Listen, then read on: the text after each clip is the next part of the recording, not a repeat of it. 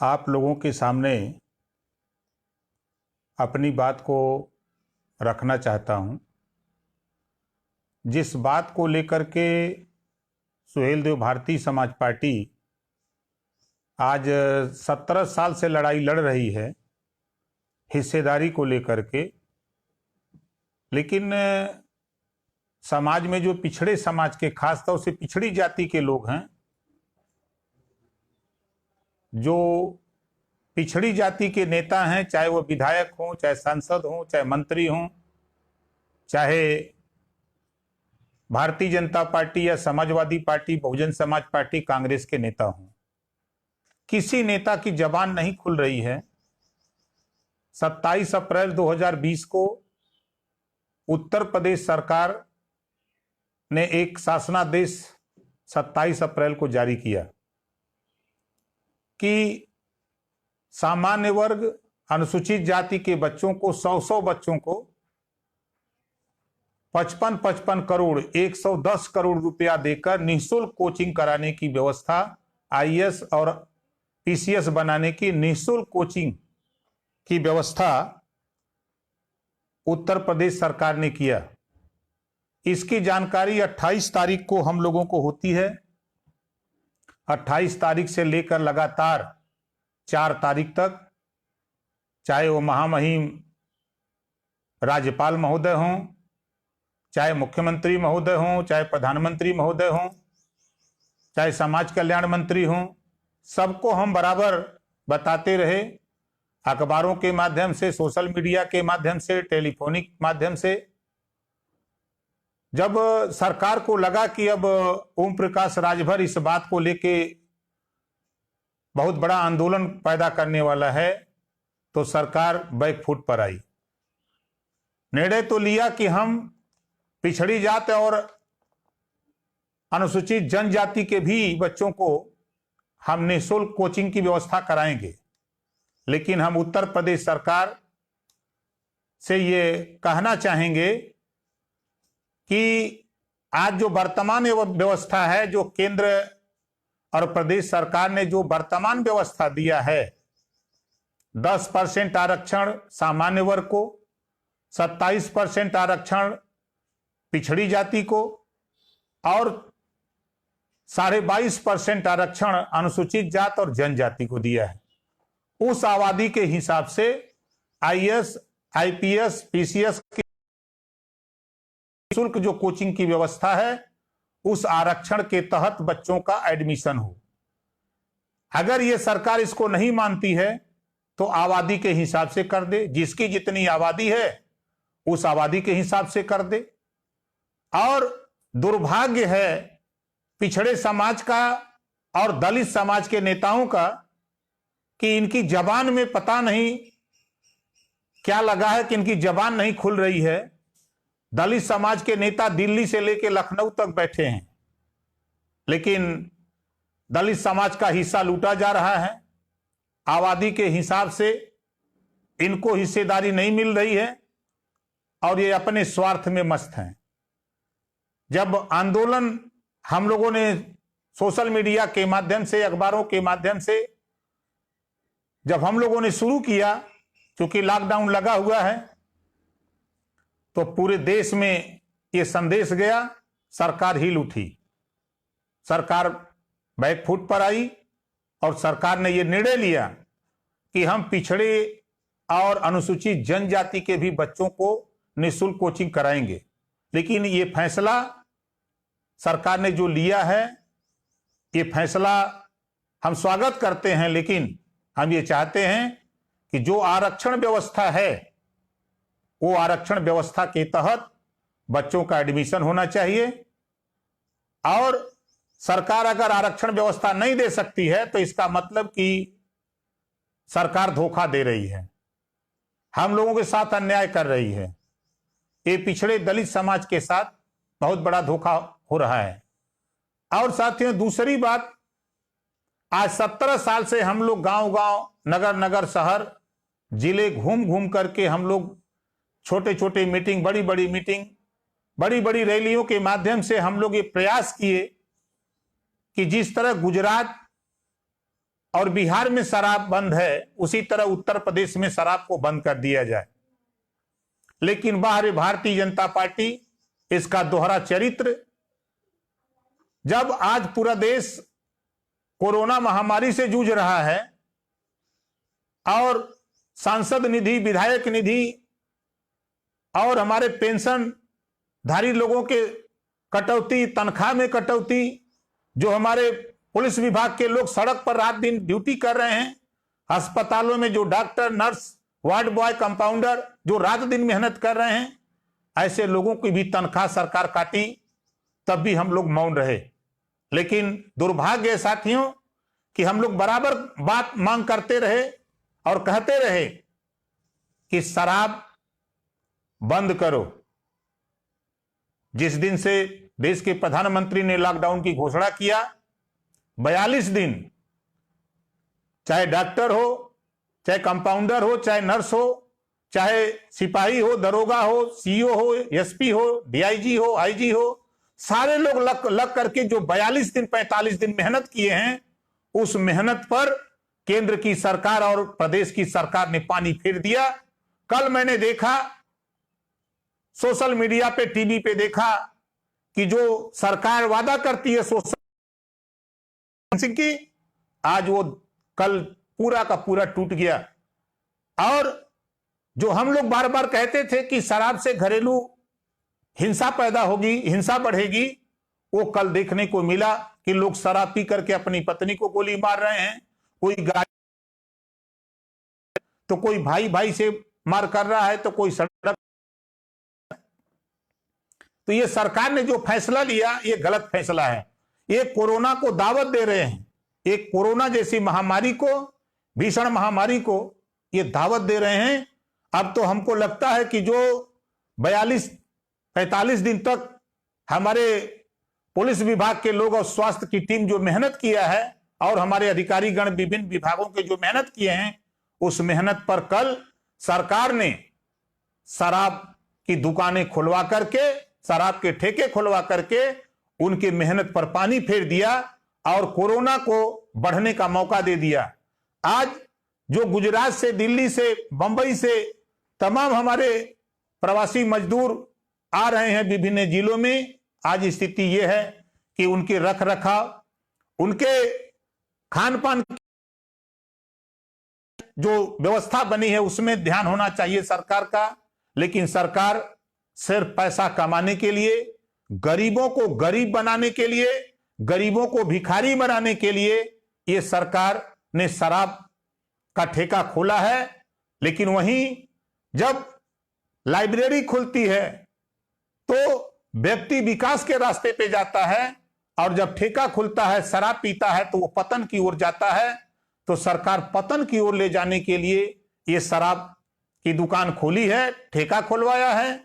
हम इस काम की हम निंदा करते हैं, सरकार से ये कहते हैं कि हम इसकी निंदा करते हैं, तत्काल इसको बंद करिए, नहीं तो पूरे देश में आपने दावत दिया है कोरोना को पांव फैलाने के लिए, आने वाले दिनों में ये महामारी बड़ा रूप लेगी। आज भी समय है, माननीय मुख्यमंत्री महोदय उत्तर प्रदेश और सभी प्रदेशों के मुख्यमंत्री और देश के, मैं खास तौर से प्रधानमंत्री जी से कहूंगा कि आपने एक, मैं आपको दिखा दूंगा, मेरे पास मोबाइल है, आपने बयान दिया है देश के प्रधानमंत्री जी कि जब देश का नौजवान शराब पिएगा तो कगार पे जाएगा। आपने बयान दिया, अखबार में ये बयान छपा हुआ, मैंने पढ़ा, आज भी पढ़ा हूं। आपने अगर बयान दिया है तो आप अगर गरीब, कमजोर, पिछड़ों की बात करते हैं, वंचितों की बात करते हैं, तो कल से फिर शराब बंद हो जाना चाहिए, ताकि जो मजदूर प्रवासी बाहर फंसे हुए हैं, छात्र फंसे हैं। लेकिन बाहरी प्रधानमंत्री जी, आप तो 68,000 करोड़ रुपये आपने घोषित कर दिया, जो करोड़ों रुपया कर्जा लेता है और झूठ बोलता है। साथियों, वंचित समाज के लोगों, आपके सामने मैं एक उदाहरण पेश करूं। आज के लगभग 6 साल पहले एक बाबा रामदेव जी हैं, उन्होंने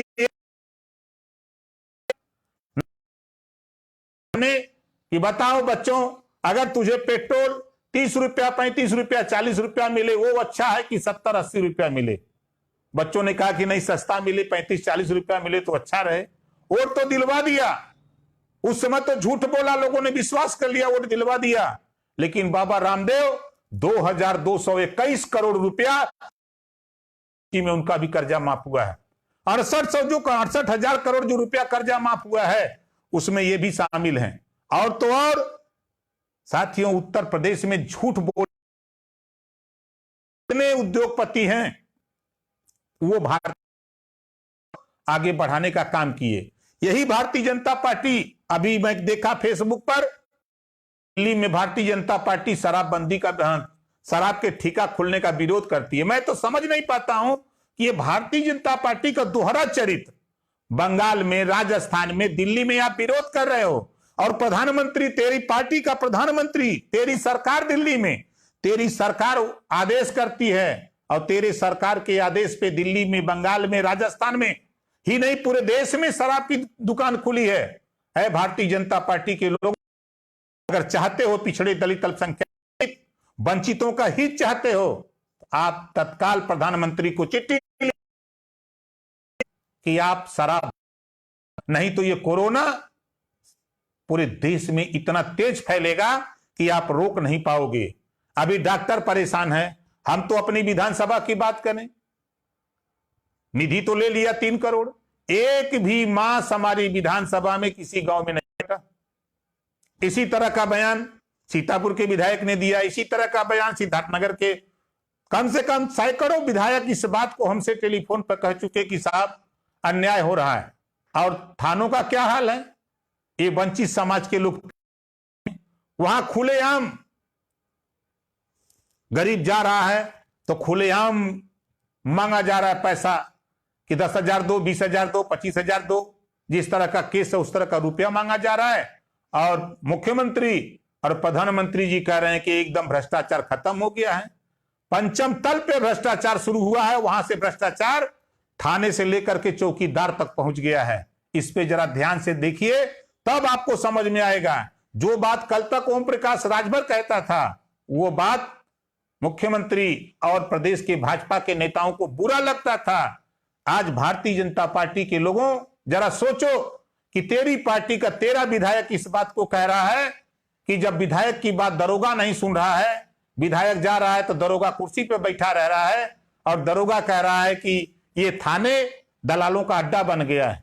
कल तक आप कहते थे कि समाजवादी पार्टी और बहुजन समाज पार्टी गलत थी, उससे तो 100 गुना आगे भारतीय जनता पार्टी निकली, जो झूठ बोल करके समाज को गुमराह करके जो सबका साथ सबका विकास की बात हो रही है।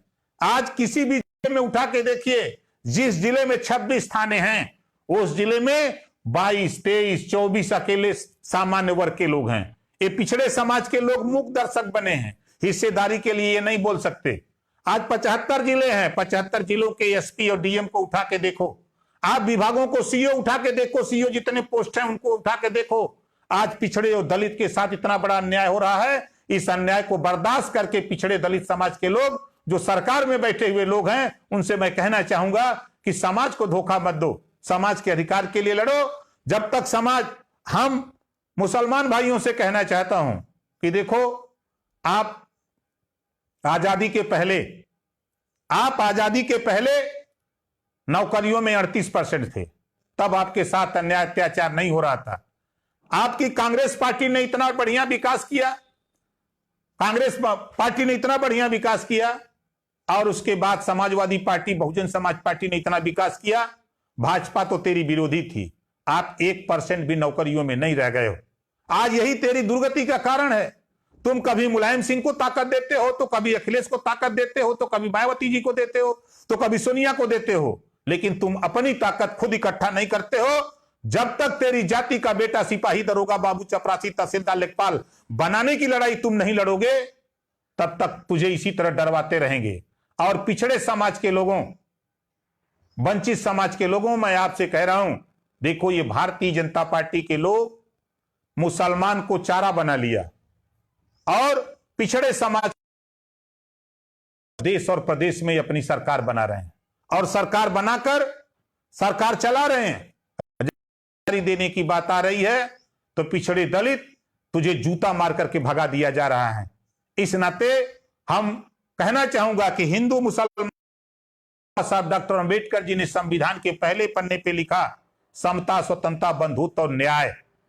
आज समता, स्वतंत्रता, बंधुत्व और न्याय कहीं नहीं दिख रहा है। आज ये भारतीय जनता पार्टी के लोग संविधान को नहीं मान रहे। अगर संविधान को मान 100 सामान्य वर्ग को दे दिया आईएएस और पीसीएस में निःशुल्क, और 100 एससी को दे दिया, एसटी को छोड़ दिया, ओबीसी को छोड़ दिया। हम लोगों ने जब लड़ाई लड़ा, मेहनत किया, संघर्ष किया, राज्यपाल से लेकर के मुख्यमंत्री से लेकर के प्रमुख सचिव से लेकर सबको जब हम लोगों ने लाइन पे लिया समाज कल्याण विभाग को, तब आनंद फानन में अध्यादेश जारी होता है। इस नाते हम वंचित समाज के लोगों, देखो हम लोगों ने मिलकर के भागीदारी संकल्प मोर्चा जो बनाया है, माननीय बाबू सिंह कुशवाहा, माननीय अनिल सिंह चौहान, माननीय बाबूलाल पाल, माननीय रामकरण कश्यप जी, माननीय रामधनी बिंद जी, माननीय संकल्प मोर्चा बनाए हैं। इस मोर्चा लॉकडाउन में लॉकडाउन का पालन आप करो, और इस समय जिस तरह ये सरकार ने लागू किया है, जरा बच के रहो, बच के रहो, और नहीं तो आने वाले दिनों में जिस तरह शराब का ठेका खुलने से उसी तरह कोरोना अपना पांव फैलाने जा रहा है। ये सरकार उसको नहीं रोक पाएगी। सरकार सिर्फ पैसा इकट्ठा करने में लगी है। ये शराब का ठेका खुलने से वंचित समाज के लोगों, तेरा दोहन हो रहा है, तेरा नुकसान हो रहा है। तो राशन के लिए आप परेशान हो, लेकिन ये सरकार शराब का ठेका खोल करके तेरा पैसा जो तेरे पास है, तेरे बच्चों के दाल रोटी के लिए है, दाल के लिए, सब्जी के लिए, उसको ये सरकार आपके जेब को खाली करा करके अपने जेब में ले जा रही है। और मैं तो देश के प्रधानमंत्री जी से कहना चाहता हूं, और बाबा रामदेव का जितना आपने माफ किया कर्जा, ये 6000 करोड़ टर्नओवर हर साल करते हैं, इनका कर्जा तो आप माफ किए हो। और देश के प्रधानमंत्री जी और प्रदेश के मुख्यमंत्री महोदय जी, आप चाहते हो समाज का हित चाहते हो, तो उत्तर प्रदेश में बिजली का बिल जब तक लॉकडाउन चलाओ, जब से शुरू किए हो तब से जब तक लॉकडाउन चलाओ, तब तक बिजली का बिल माफ करो। जिस तरह आपने 50 उद्योग, उसी तरह नौजवान बैंक से कर्जा लेकर के दुकान खोला है, जो किसान बैंक से कर्जा लेकर के खेती किया है, ऐसे कर्ज को भी आप माफ करो। नहीं तो ये साफ साफ जाहिर होता है कि आप उद्योगपतियों की, पूंजीपतियों की पार्टी है, पूंजीपतियों की सरकार है, एक गरीब पिछड़े दलित अल्पसंख्यक की सरकार नहीं है। आप सिर्फ हिंदू मुसलमान और आईटी सेल, हम भारतीय जनता पार्टी के आईटी सेल से भी कहना चाहूंगा, आईटी सेल के विषय में कहना चाहूंगा, ये झूठ की खबर, फराट की खबर फैलाने वाले लोग हैं, इनके बातों पर विश्वास मत करो। ये आईटी सेल के लोग आपको गुमराह करके ये सिर्फ आपका वोट हासिल करना चाहते हैं, इनसे सावधान रहो। और ये कुछ हमारे एंकर साथी हैं जो टीवी पर बैठ करके भारतीय जनता पार्टी का गीत गाते हैं, ऐसे एंकर साथियों से कहना चाहूंगा कि बाबा साहब पढ़ लो, पत्रकारिता पढ़े हो, पढ़ के आए हो, पत्रकारिता में क्या सिखाया गया है देखो, उसको जरा सीखो, और बाबा साहब डॉक्टर अंबेडकर से सीख लो। एक महामानव पूरे देश की व्यवस्था बना करके दे दिया, आप करके डीबी में भारत को बांटने का, समाज को बांटने का काम कर रहे हो। और देश के प्रधानमंत्री और रेल मंत्रालय और प्रदेश सरकार का बयान आ रहा है कि ट्रेन में किराया नहीं लिया जा रहा है, और ट्रेन में बैठा करके उनसे टिकट काटा जा रहा है। और तो और मजे की बात है कि जब कांग्रेस पार्टी ने इसको नोटिस में लिया, तो भारतीय जनता पार्टी रेल मंत्रालय की तरफ से बयान आता है सरकार की तरफ से कि 85% किराया केंद्र सरकार वहन करेगी और 15% राज्य सरकार। और राज्य सरकार के डिमांड पे हम ट्रेन चलाते हैं। हम राज्य सरकार से भी, अपने बिहार और यूपी के राज्य सरकार से भी कहूंगा, अगर रुपया आप लोगों के पास नहीं है तो कम से कम कागज भी है, सरकारी कागज आपके पास है, लेटर पैड है, उस पर प्रधानमंत्री को लिखो। एक नहीं 100, 200, 500 ट्रेन की जरूरत हो, आप मांगो प्रधानमंत्री से, चाहे वो दिल्ली हो, गुजरात हो, महाराष्ट्र हो, अहमदाबाद हो, चाहे देश के किसी कोने में, किसी प्रदेश में अगर यूपी और बिहार का हमारा नौजवान फंसा है तो उसको वहां से ले आने की व्यवस्था करो।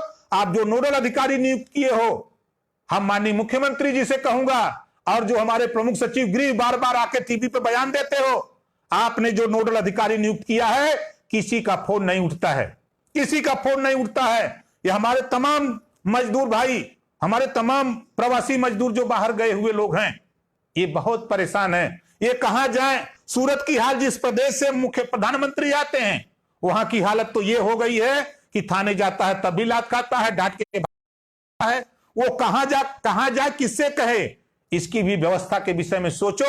और सूबे के मुख्यमंत्री माननीय योगी आदित्यनाथ जी, मैं फिर कह रहा हूं आपसे कि जो वहां बाहर फंसे हुए लोग हैं, और नीतीश जी से भी कहूंगा कि आप कम से कम चिट्ठी लिख के ट्रेन मांगो, और जहां जहां लोग फंसे हैं उनको वहां से वापस ले आओ, और ला करके उनको आप जहां भी रखना चाहो, चाहे विद्यालय खाली कराए हो आप वहां रखो, चाहे जैसे भी सुविधा उनको व्यवस्थित करो, और नहीं तो वरना देख लेना। और जल्दी से जल्दी, मैं तो कहता हूं आज ही शाम को आदेश जारी करो। अगर हमारी सूचना हमारे माध्यम से, अगर ये खबर एलआईओ को, सीबीआई को, आईबी को पहुंच रही है या सरकार को पहुंच रही है, तो देश के प्रधानमंत्री जी से मैं कहना चाहूंगा कि आपने जो बयान दिया है उस बयान पर कायम होइए, और सरकार जो शराब बेचने का फैसला लिया, ये फैसला अपना वापस लीजिए, ताकि गरीब अमन चैन से रह सके। नहीं तो ये मान लिया जाएगा कि अभी तो आप देख रहे हैं कि कोरोना डेली जो है दुगनी रफ्तार से बढ़ रहा है, लेकिन शराब कल का खेल देखने के बाद मुझे ऐसा महसूस हुआ कि ये दिन दुगुना रात चौगुना ये बढ़ेगा, क्योंकि जो सोशल डिस्टेंसिंग की बात सरकार कर रही है। और हम वंचित समाज के लोगों से कहूंगा कि देखो, ये महामारी है, ये छुआछूत की बीमारी है, इसमें आपको अपने से सावधानी बरतो। आप लड़ने वाले लोग हो, मेहनत कश हो, इस नाते आपसे कहूंगा कि थोड़ा धैर्य रखो, और जहां है वहीं संयम से रहो। किसी प्रकार की कोई दिक्कत होती है तो सुहेल देव भारतीय समाज पार्टी कार्यालय पर जो नंबर है, जो हमारा नंबर है, और चाहे वो अरविंद हो, चाहे अरुण जी का नंबर हो, चाहे आपके सुनील अर्कबंसी जी का नंबर हो, चाहे पतिराम जी का नंबर हो, जो भी नंबर किसी का हो, आप उस नंबर पे संपर्क करो, और संपर्क करके धैर्य बनाए हो और अपनी सुरक्षा हो। देखो, ये सरकार सिर्फ शोषण करना जानती है, आपकी भलाई नहीं जानती है। आपकी भलाई अगर चाहती, ठेका नहीं खोलती। शराब का ठेका खोल करके इन्होंने कोरोना महामारी को फैलने का दावा को आगाह करते हुए अपने अधिकार की लड़ाई, वंचित समाज के लोगों, अधिकार से वंचित लोगों, किसी पर भरोसा मत करो, आप स्वतः अपनी लड़ाई लड़ो। खुदा उसी की मदद करता है जो खुद। इस नाते वंचित समाज के लोगों, अपनी लड़ाई लड़ने के लिए अच्छी शिक्षा कैसे हो, आपको नौकरी कैसे मिले, आपको स्वास्थ्य निःशुल्क कैसे मिले, बिजली का बिल कैसे माफ हो, आप जो बैंकों से लोन लिए हो, अगर पूंजीपतियों का माफ हो सकता है तो गरीबों का भी बैंकों का लोन माफ होना चाहिए, बिजली का। ये चीजें आप लड़ाई लड़ो। प्रदेश में और देश में शराब बंद होना चाहिए, उसके जगह सरकार के पास तमाम तरह की पॉलिसी है। हम तो कहते हैं अगर सरकार पैसे की भूखी है, सबके पेंशन बंद कर दो, सबकी निधि बंद करो, और सबकी तनख्वाह बंद कर दो सबकी। तुम्हें पैसे की जरूरत है, लेकिन गरीबों को शराब पिला के पैसा मत वसूलो। ये बहुत आप सरेसर धोखा दे रहे हो। इस नाते मैं बार बार आपको आगाह करता हूं, आज शाम चाहिए, ताकि गरीब भूख से तो जो मरना था, लेकिन कोरोना को फैलाने के लिए आपने शराब के ठेके की दुकान खुलवा दिया है। ये बड़े पैमाने पर अब कोरोना पूरे देश में फैलेगा। इसको रोकना चाहते हैं, जो 42 दिन 43 दिन विभाग के लोग मेहनत करके कोरोना को कंट्रोल किए थे, उसको कल आपने उस पर, प्रधानमंत्री जी ये फैसला अपना वापस लीजिए। हम तो आपसे यही कहूंगा, और पुनः